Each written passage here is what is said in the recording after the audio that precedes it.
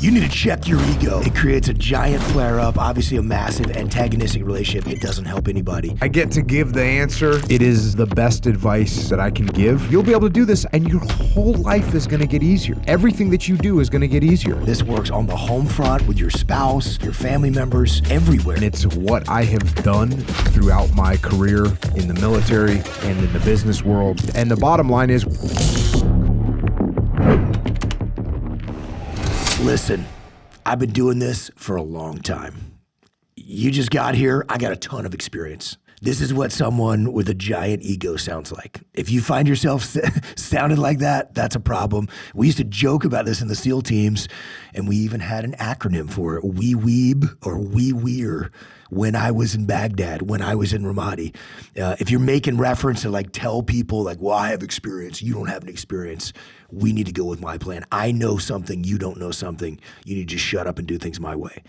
And that can be a trap. Obviously, there are a lot of people out there with giant egos. We all have to work with people with giant egos, and that's a question we get often. How do I deal with someone with a giant ego? I get to give the answer that no one wants to hear, but it is the best advice that I can give, and it's what I have done throughout my career in the military and in the business world when I run into people with big egos.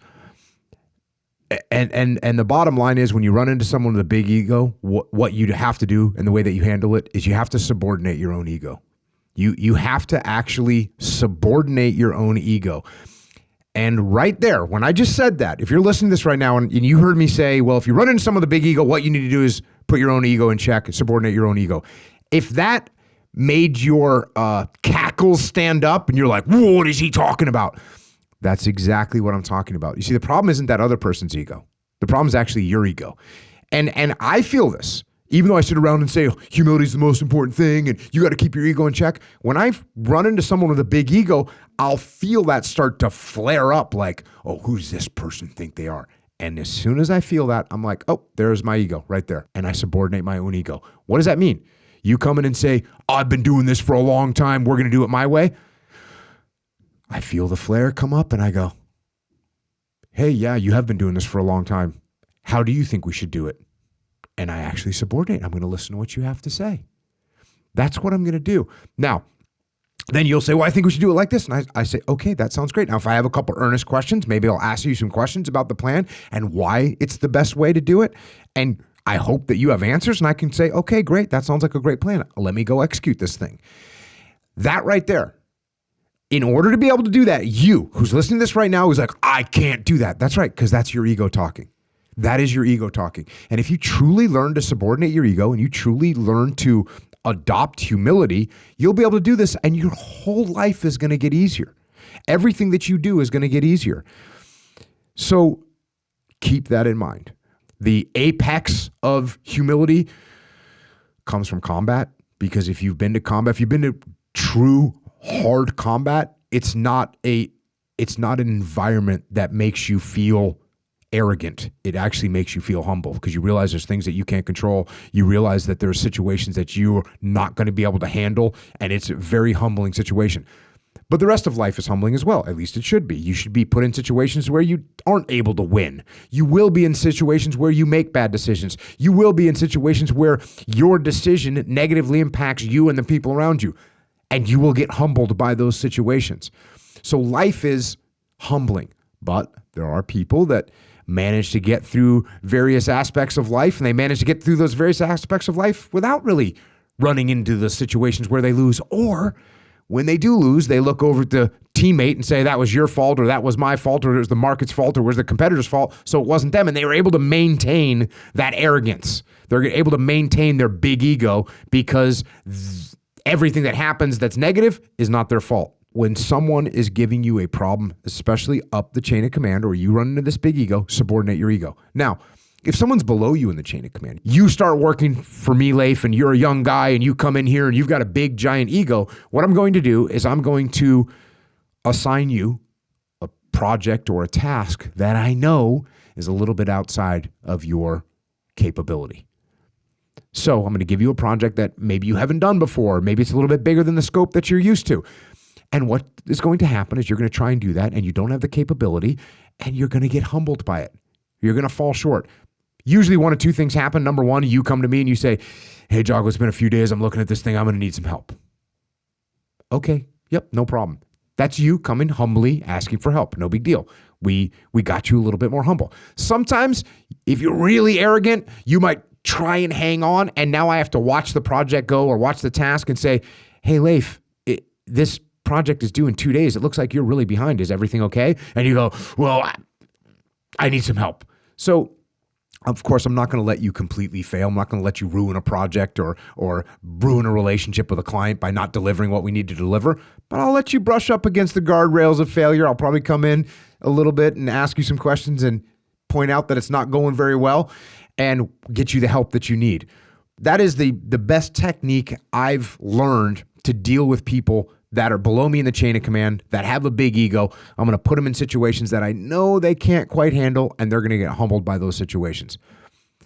Also, everything I said in the beginning comes into play as well. So if you come to me and you say, hey, we just sold my last company that I was working at for $2 billion. Now, look, I know that you didn't have very much to do with that, but you're coming in there with that big ego.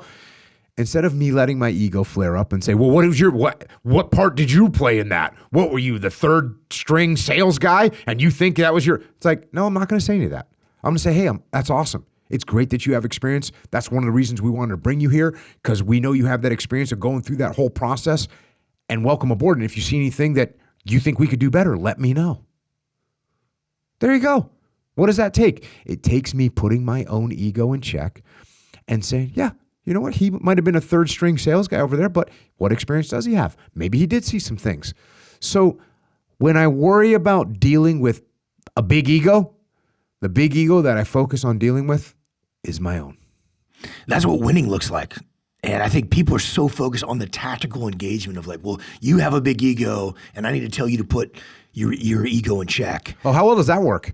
Go ahead and try that. You need to check your ego. Yeah. Next time someone you think they have a big ego, tell them that they've got a big ego and that they need to control their ego. See how that works out. Go ahead. Yep. Good luck with that. It creates a giant flare up, obviously a massive antagonistic relationship. It doesn't help anybody.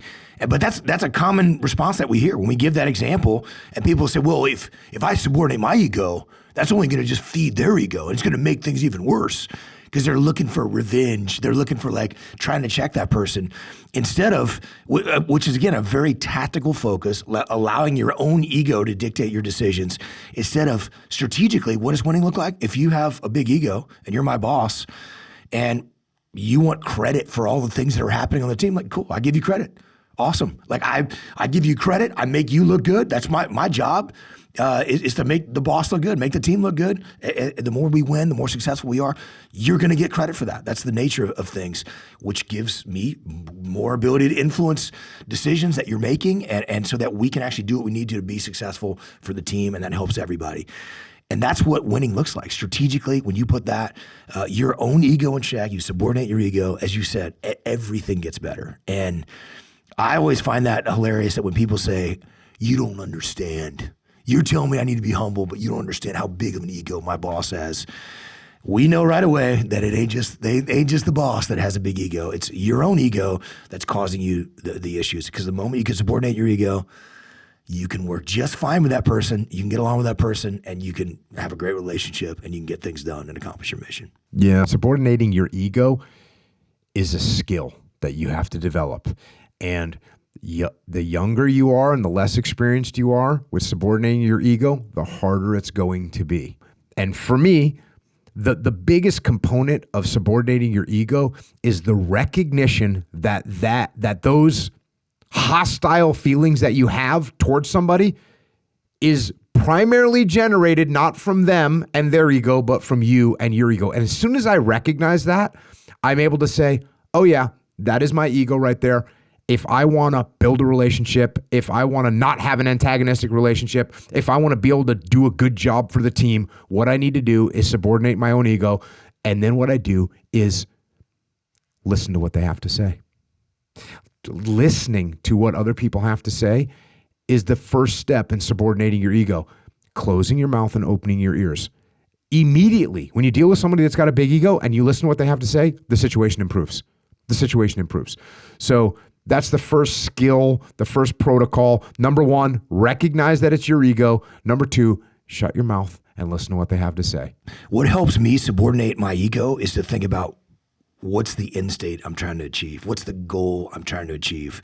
And if you and I are in a conflict and I can see that your ego's flaring, then rather than come at you hard and create an even worse situation, what I need to be thinking about is how can I de-escalate this? How can I de-escalate it so that we can move forward together and support each other and go accomplish the goal that we need to for our team? And that works at work.